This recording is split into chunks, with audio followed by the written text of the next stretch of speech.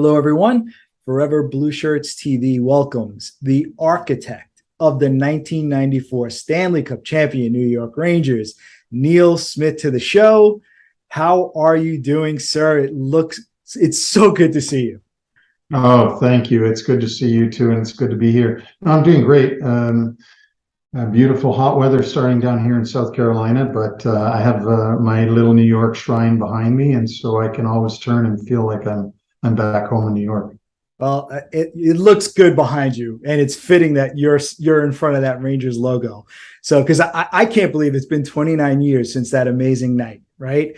The memories are still so vivid in my mind. It feels like yesterday. So, what stands out in your mind about that run?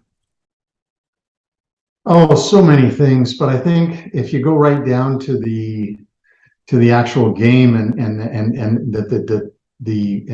the buzzer and so on, I think those last few minutes where I had the head of security for the Garden, his name was Al Young, great guy.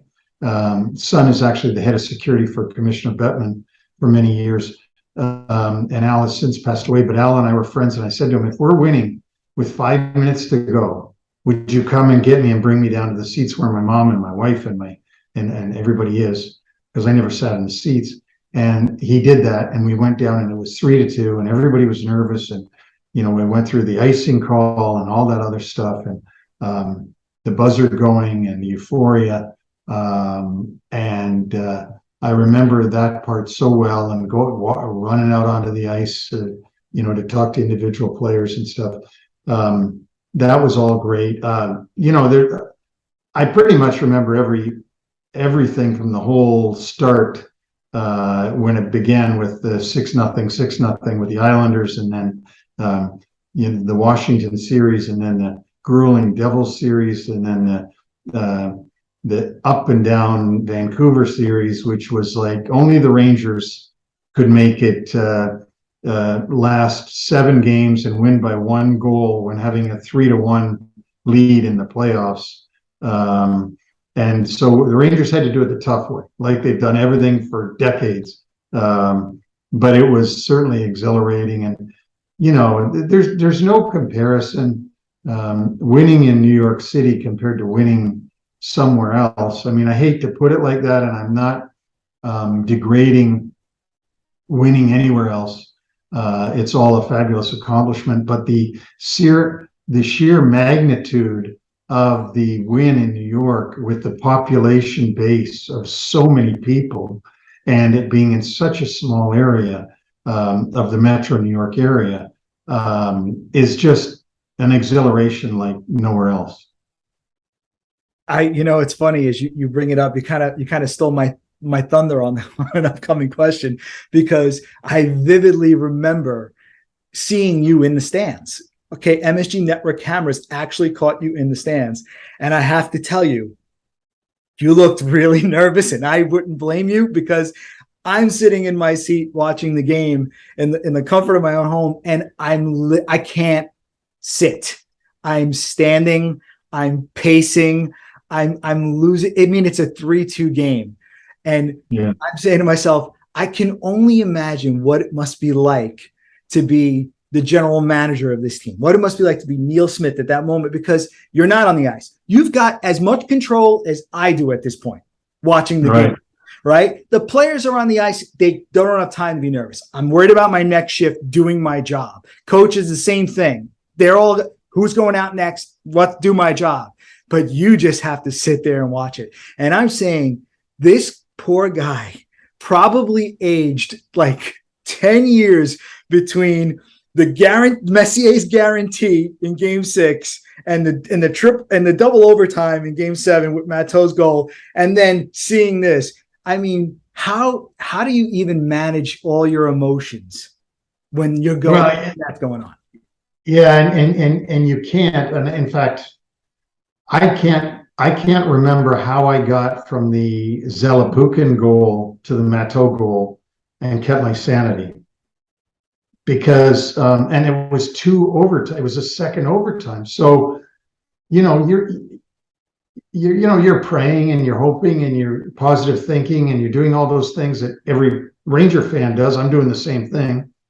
And to think that just one lucky shot, one bad shot, one break, and we're done again, like again for year 54.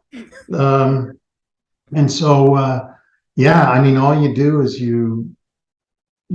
just swallow hard and hope and pray. That's all you can do. I spoke to Bernie Nichols a couple of months ago. He was promoting his book, and we talked about that series.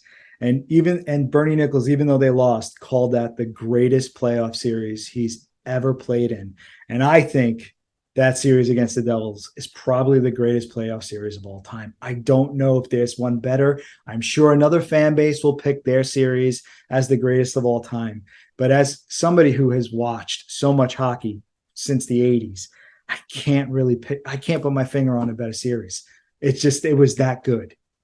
No, I mean and it ends in overtime, which is the ultimate climax of anything. I remember vividly the Pittsburgh Islanders series in 1982. It was a best of 5, and Pittsburgh had the Islanders down 2-1. Islanders won game 4, and they came back to the island for game 5, and John Tonelli ended up getting the winning goal for the Islanders. I don't believe it was overtime, though. I might be wrong, but it was one of those series too where, when you won that, you're almost a team of destiny then. And that's what it sort of felt like with the Rangers beating the Devils, although we certainly made it into a tough series with the Canucks, even though we badly outplayed them in game 1, 2, 3, and 4. McLean stole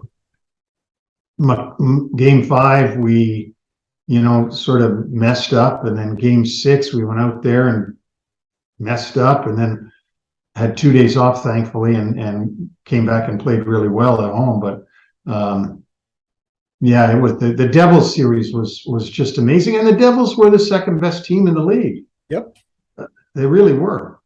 They were outstanding.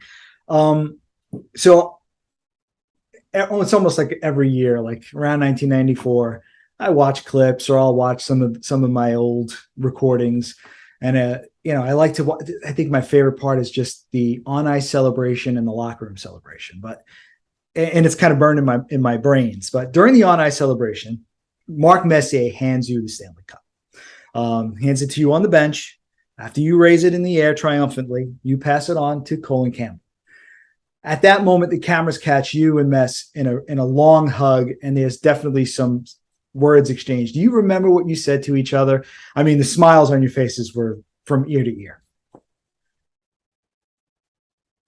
I don't remember the exact words, but I can almost guarantee you that it was me saying thank you to him for doing this, and him saying something like thank you to me for believing in me or something, because he wrote on that picture that I have on my wall, which even to me is unbelievable that I got this kind of a compliment from Mark. He wrote, "Thanks for believing in me," which is hard to digest when you're me, because you would say, well, who wouldn't believe in you? But then again, a lot of people didn't believe maybe in him in those years back then, or believe that, he could lead you somewhere. I did, it was also, I had a lot on the line over it, but to answer your question, Anthony, I think I was probably saying thank you, because obviously without the players, you don't win anything, so the players are the cup, not us. We just put them in the place where they can play, and then it's all up to them.